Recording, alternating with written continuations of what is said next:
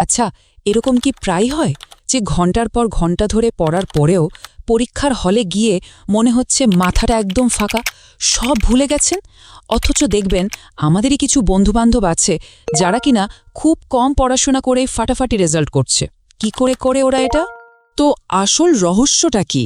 এই যে কিছু স্টুডেন্ট আছে যাদেরকে আমরা মজা করে বলি ওয়ান নাইট টপার, মানে পরীক্ষার আগের রাতে পড়েই বাজিমাত করে ফেলে। ওরা কিভাবে একবার পড়েই সবকিছু মনে রাখে? চলুন আজ এই রহস্যটাই ভেদ করা যাক। চলুন এই ব্যাপারটাকে একটু বোঝার চেষ্টা করি। একদিকে এমন একজন যে কিনা সারা বছর ধরে খেটে যাচ্ছে, কিন্তু রেজাল্ট তেমন ভালো হচ্ছে না।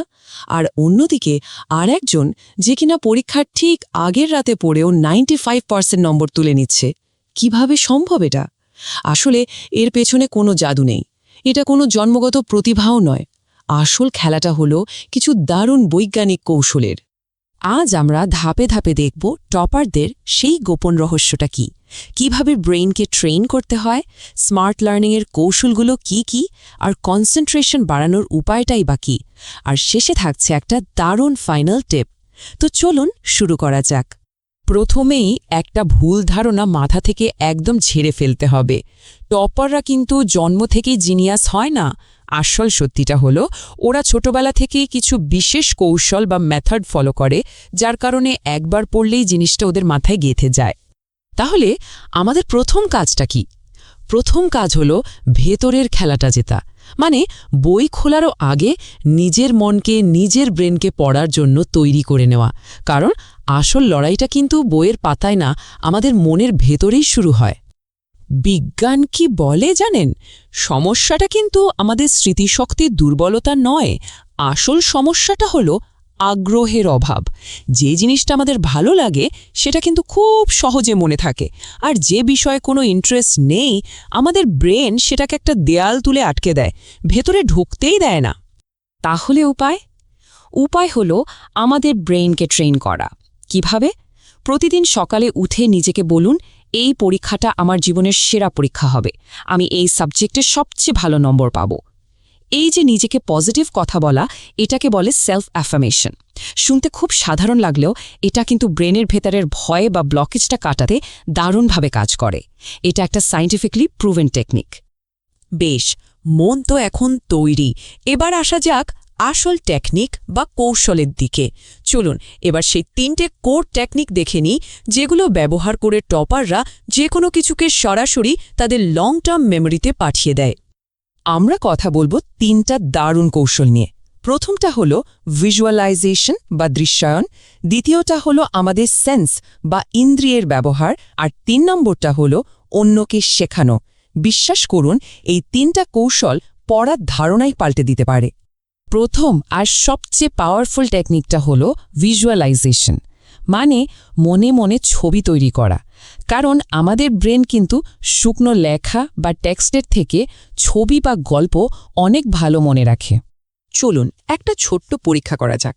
আমি যদি বলি আপনার থুতনি বা চিনে হাত দিন, কিন্তু আমি নিজে আমার গালে হাত দিই, তাহলে কি হবে? 90% মানুষ কিন্তু আমাকে দেখেই নিজের গালে হাত দেবে। কেন? কারণ আমাদের ব্রেন যা শোনে তার থেকে যা দেখে সেটাকেই বেশি ফলো করে। তাই পড়ার সময় বোরিং টেক্সট না পড়ে বিষয়টাকে একটা সিনেমার মতো করে কল্পনা করুন। আমাদের দ্বিতীয় কৌশলটা হলো পড়ার সময় আমাদের একাধিক ইন্দ্রিয় বা সেন্স ব্যবহার করা। শুধু চোখ দিয়ে বইয়ের পাতা উল্টে যাওয়াটা কিন্তু পড়াশোনার খুব একটা ভালো উপায় না। এভাবে পড়লে তথ্য এক কান দিয়ে ঢোকে আর অন্য কান দিয়ে বেরিয়ে যায়। ব্যাপারটা অনেকটা এরকম, ভাবুন তো, ছোটবেলায় খাওয়া কোনো একটা বিশেষ চকলেটের স্বাদ বা গন্ধ এখনও আমাদের মনে আছে, তাই না? কারণ তখন আমাদের চোখ, নাক, জিভ সব ইন্দ্রিয় একসাথে কাজ করেছিল। পড়াশোনার ক্ষেত্রেও ব্যাপারটা একই।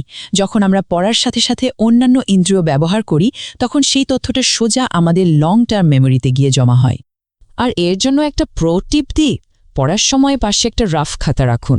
যা পড়ছেন তার মূল পয়েন্টগুলো লিখতে থাকুন। এতে কি হচ্ছে?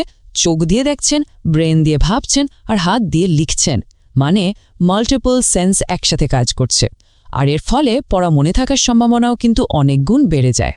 এবার আসছি রিভিশন দেওয়ার সবচেয়ে শক্তিশালী পদ্ধতিতে, আর সেটা হলো অন্য কাউকে শেখানো। একটা চ্যাপ্টার পড়া শেষ, এবার বইটা বন্ধ করুন, ভাবুন আপনার সামনে কেউ বসে আছে আর আপনি তাকে পুরো বিষয়টা সহজ করে বোঝাচ্ছেন। যদি আশেপাশে কেউ না থাকে কোনো সমস্যা নেই, আয়নার সামনে দাঁড়িয়ে নিজেকেই বোঝান।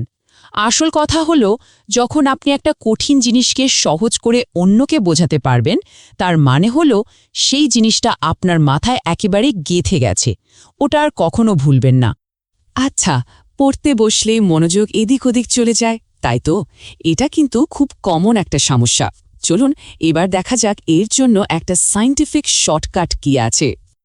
এর জন্য একটা দারুণ সায়েন্টিফিক টুল আছে, নাম হলো বাইনরাল বিটস। এটা আসলে এক ধরনের বিশেষ সাউন্ড যেটা শুনলে আমাদের ব্রেইন ওয়েভ বা মস্তিষ্কের তরঙ্গ প্রভাবিত হয়। সহজ করে বললে, এই সাউন্ডটা ব্রেনকে একটা হাই ফোকাস মোডে নিয়ে যেতে সাহায্য করে, ফলে মনোযোগ আর স্মৃতিশক্তি দুটোই বেড়ে যায়। বিশেষ করে মনে রাখবেন 40 হার্টজ বা 40 হার্টজ বাইনোরাল বিটস। যখনই দেখবেন কনসেন্ট্রেশন আসছে না, ইউটিউবে গিয়ে 40 হার্টজ বাইনোরাল বিটস লিখে সার্চ করুন। হেডফোন লাগিয়ে 10-15 মিনিট শুনুন, ম্যাজিকের মতো কাজ করবে, মনোযোগ একদম ফিরে আসবে। এটা কিন্তু গবেষণাতেও প্রমাণিত। তাহলে এতক্ষণ যা যা আলোচনা হলো তার থেকে ফাইনাল টেকঅ্যাওয়ে কি? চলুন সবটা একবার গুছিয়ে নিই, আর পরীক্ষার জন্য একটা শেষ কিন্তু খুব জরুরি টিপস জেনে নিই। একটা জরুরি সতর্কতা, পরীক্ষার আগে কিছুদিন লিরিক্স বা কথা আছে এমন গান শোনা একদম এড়িয়ে চলুন। কারণটা খুব সিম্পল, পরীক্ষার হলে যখন একটা কঠিন উত্তর মনে করার চেষ্টা করবেন, তখন ব্রেন হয়তো উত্তরটা মনে না করে ওই গানের লাইনগুলো মনে করতে শুরু করবে। এতে কিন্তু মনোযোগ নষ্ট হবে। তাহলে শেষ কথা এটাই, টপার হওয়াটা কোনো গিফটেড ট্যালেন্টের ব্যাপার না, এটা হলো সঠিক টেকনিক আর সঠিক পদ্ধতির ফল। যে কেউ এই কৌশলগুলো ঠিকঠাকভাবে কাজে লাগিয়ে নিজের পড়াশোনায় দারুণ উন্নতি করতে পারে।